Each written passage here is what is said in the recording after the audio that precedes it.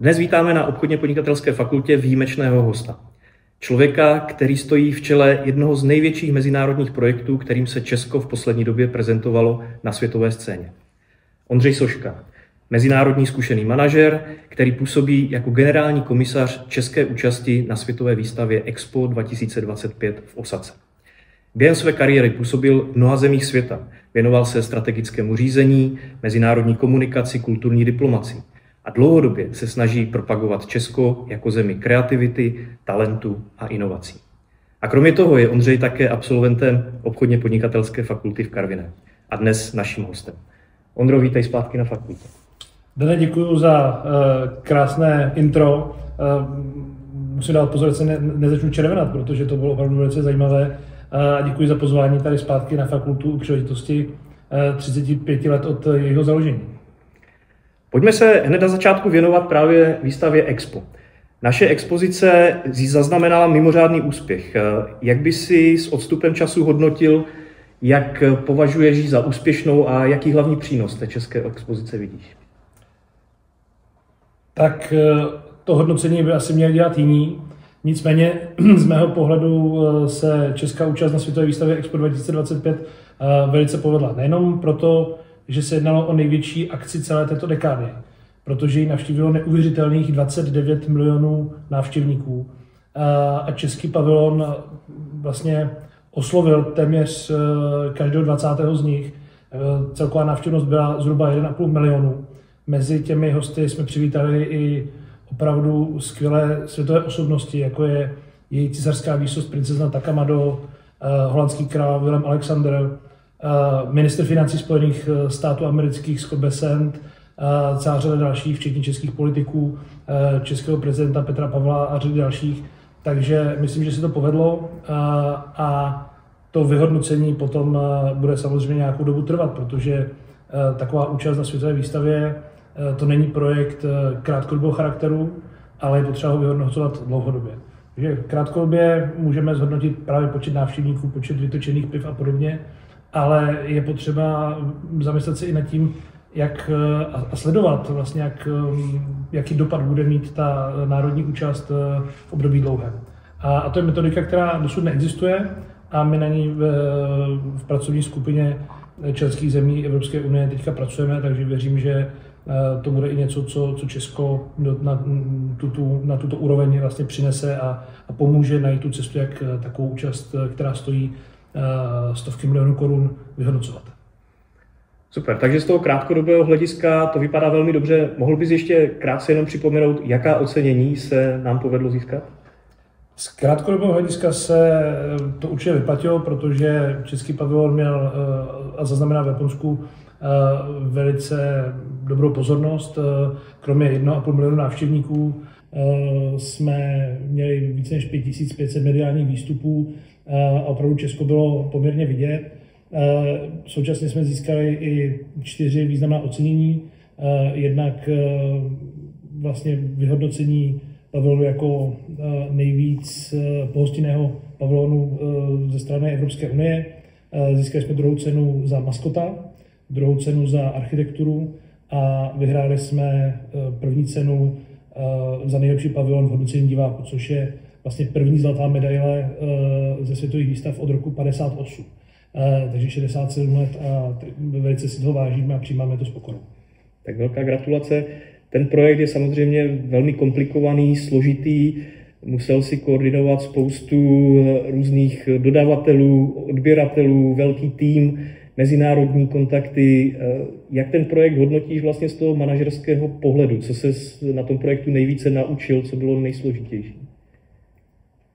Bez pochyby můžu říct, že to byl nejnáročnější projekt, na kterém jsem v životě pracoval.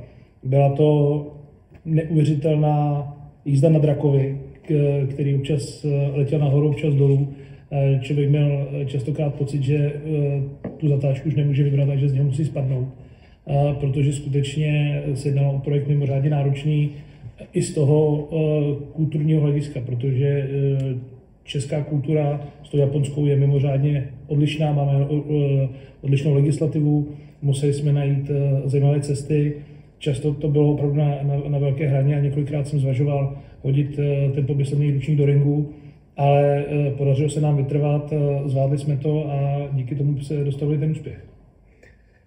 Mě by strašně zajímalo, jak vlastně v té současné digitální, virtuální době, kdy se potkáváme přes půlku světa, můžeme se ve virtuální realitě podívat kdekoliv chceme, tak jaký význam taková výstava tradičního charakteru, jako je Expo, která má dlouholetou tradici, jaký význam vlastně v té současné moderní době má?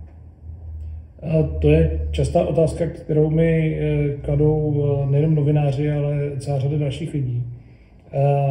Máš pravdu, že v současné době díky moderním technologiím, virtuální realitě se můžeme podívat prakticky do celého světa. A nemůžeme jedinou věc, to je navázat vztahy.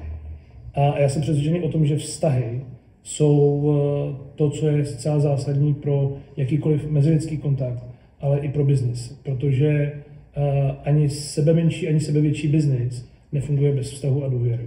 A důvěra na bázi vlastně mezinárodních vztahů fungovat nemůže a k tomu je vlastně to Expo určené, protože je to vlastně největší platforma ekonomické, vědecké a kulturní diplomacie.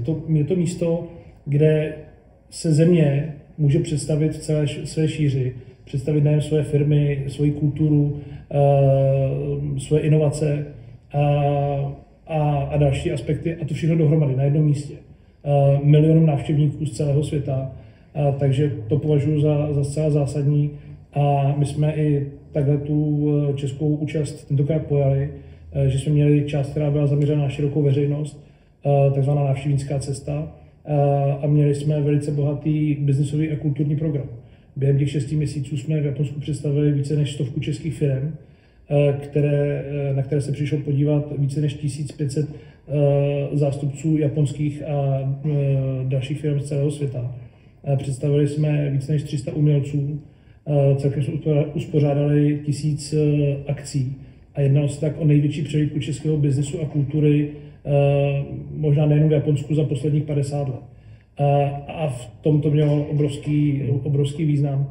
A já věřím, že podobně jako Československo, které účastí na Expo 1970 v Osace žilo dalších 30 let, tak my i nadále budeme benefitovat ze skvělých česko-japonských vztahů. My jsme si náš vztah vybudovali tady na obchodně podnikatelské fakultě, takže pojďme zpátky z Japonska do Karviné. Když si vzpomeneš na svá studentská léta, čeho si nejvíc vážíš? Co tě nejvíc obohatilo, co si ze studia, ze svých studentských let si přinesl do své budoucí kariéry nejlépe? Na studentská léta, která už teda jsou poměrně dávno, vzpomínám stále velice pozitivně.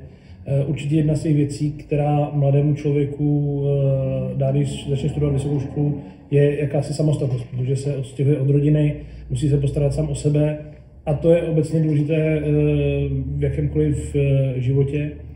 Samozřejmě strategické myšlení, kdy si člověk má naplánovat studium ekonomických teorií, kdy peníze, banky, finanční trhy a další, tak aby třeba v tom třetíku, kdyby to neudělal, tak aby nemusel rozkládat. Takže těch věcí, které mi škola dala, je určitě hodně, ale to, co bylo podle mého to nejdůležitější, byla možnost vlastně studia v zahraničí, kdy člověk mohl vlastně vycestovat. Já jsem měl příležitost právě studovat v Japonsku, byť jenom jeden semestr na Obirin Daigaku v Tokiu. Byla to skvělá zkušenost, kdy najednou jsem zjistil, že na druhé straně světa ty věci fungují úplně jinak, ale my nemůžeme říct, jestli dobře nebo špatně. A vlastně ta zkušenost mě naučila přemýšlet nad tím, jestli se na tu konkrétní věc nedívám pouze jako ze špatného úhlu pohledu. A bylo to určitě velice přínosné. Rok jsem strávil na univerzitě v Coventry ve Velké Británii, takže vlastně ty mezinárodní příležitosti byly skvělá věc a určitě mě osobně velice posunuly. A za to jsem fakultě velice vděčný do dneška. A nás těší, že s Obirin univerzity spolupracujeme nadále a konkrétně tebe jsme mohli použít jako takový best practice, že ta spolupráce vede k nějakým konkrétním výsledkům. Teď už jako zkušený manažer se určitě potkáváš se spoustou mladých lidí, čerstvých absolventů. Když se na současnou generaci absolventů podíváš právě pohledem manažera, Jak bys ji charakterizoval? Co mají jako silnou stránku, co jim možná chybí, na co možná by vysoké školy v průběhu studia měly klást nějaký větší důraz?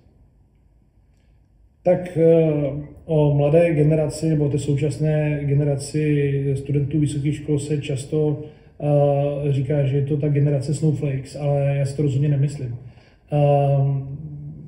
Právě na českém pavilonu působilo mnoho skvělých studentů a čerstvých absolventů. Samozřejmě jejich vlastně přístup k práci a životu byl úplně jiný, než je třeba náš, ale odváděli skvělou práci a takový tým, jaký jsem v Japonsku, jsem v životě nikdy neměl. Myslím si, že tu mladou generaci je potřeba nadchnout, je potřeba jí mít příkladem, ukázat, že člověku na těch věcech záleží osobně a oni se potom velice rádi přidají. Nejsou to určitě lidé, kteří by dělali nějakou práci jenom protože musí. A z toho zase vychází celá řada výzev a příležitostí.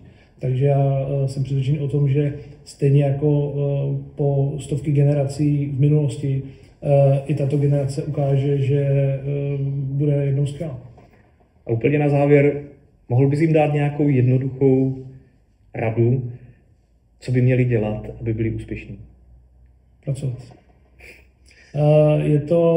Je to možná klišé, ale my jsme, jedno z našich hesel na vlastně pavilonu bylo, že pravé diamanty vznikají pod tlakem.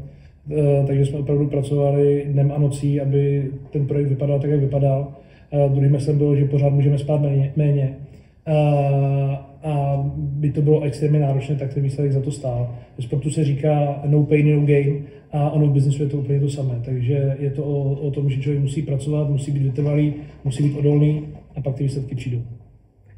Moc krát ti děkuji za čas i za rozhovor.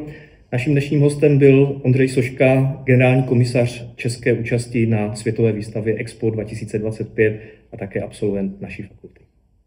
Děkuji velice a fakultě do dalších 35 let přeji mnoho štěstí.